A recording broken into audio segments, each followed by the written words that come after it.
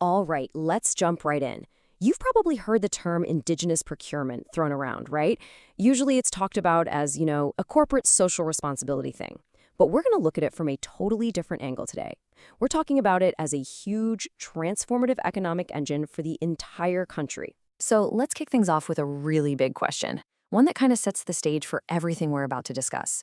What if business itself could fuel reconciliation?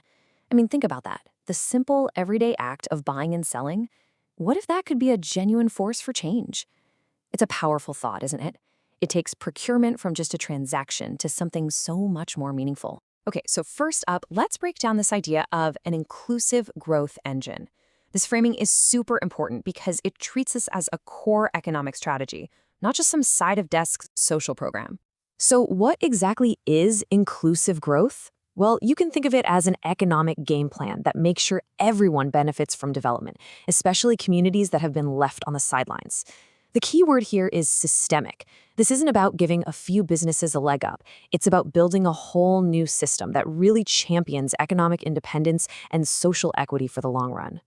And this is where you can really see the difference. It's a total mindset shift. On one hand, you have the old way of doing things, kind of like a corporate checkbox. It's short-term, transactional, just something to get done. But this inclusive growth model, that's completely different. It's woven right into the core business strategy.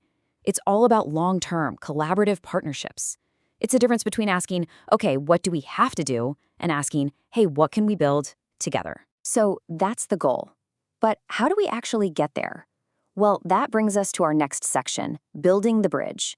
This is all about connecting Indigenous entrepreneurs with the wider economy. Any bridge you build has to have a rock-solid foundation. And in this case, that foundation is about being honest about our history. We have to acknowledge the legacy of economic exclusion. Now, this isn't about pointing fingers or placing blame. It's about understanding why these new strategies are so absolutely crucial to creating a truly level playing field. So once that foundation is laid, the most important piece of the whole structure, the cornerstone, is trust. Simple as that. Without it, you can't build any kind of meaningful, lasting partnership. It's a non-starter. But here's the thing, right? Trust isn't just some vague, fuzzy feeling. You have to build it. And you build it with real, deliberate actions. We're talking about committing to partnerships for the long haul, not just for a quarter or two. It means actually investing in cultural competency training so you can understand the communities you're working with. And of course, it's all about open, honest, and just continuous communication. Everything has to be grounded in mutual respect. And this path to a true partnership, it's a cycle, right? It's not a one-and-done thing. It all starts with listening and learning, not coming in with all the answers. From there, you co-develop the strategy with community leaders, not for them. That leads to real investment and support. And then, and this is so important, you adapt and grow based on feedback. You keep that loop going. Okay, so we've talked about the why and the what. Now let's get into the how. Section 3 is all about the actual blueprint for success. I think this quote really nails the core idea of the whole blueprint. This is all about seeing these relationships as collaborative ventures, not just transactional exchanges. It's a fundamental shift from just swapping goods for money to becoming partners who are both invested in seeing each other succeed. And a huge piece of this blueprint is creating what are called supplier development programs.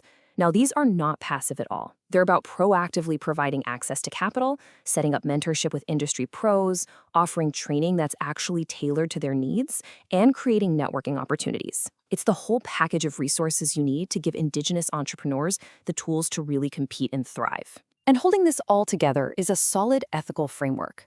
It really comes down to 4 key principles. First, respect for Indigenous rights and culture. Second, transparency.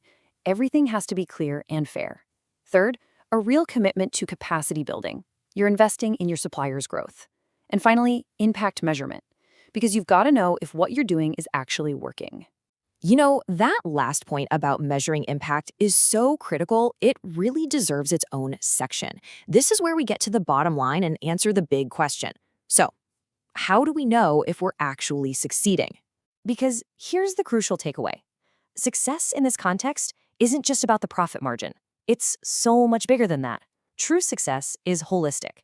It's about building stronger communities, not just stronger balance sheets. When we talk about holistic impact, we mean you have to look at the whole picture. Yeah, economic growth is a big slice of the pie, for sure. but so is job creation, so is community well-being, and so is cultural preservation. Real success means you're seeing positive movement in all of these areas because they're all connected. So, how do you actually track all that? Well, you've got your hard numbers, of course. Things like revenue growth for Indigenous businesses and job creation. That's super important. But it's also about the human side. You've got to gather that community feedback, check on satisfaction levels, and this is key. You have to showcase the success stories. You have to share what's working, because that's what inspires everyone else and helps this whole idea grow. And really, that's what brings us to our final thought here. We've just walked through a blueprint for how this can work. So the big question it leaves us with is a powerful one. How can we take this model, this way of creating shared prosperity and driving reconciliation, and scale it up across our entire economy? It's a huge challenge, for sure. But as we've seen, it's a challenge that actually has a clear, achievable path forward.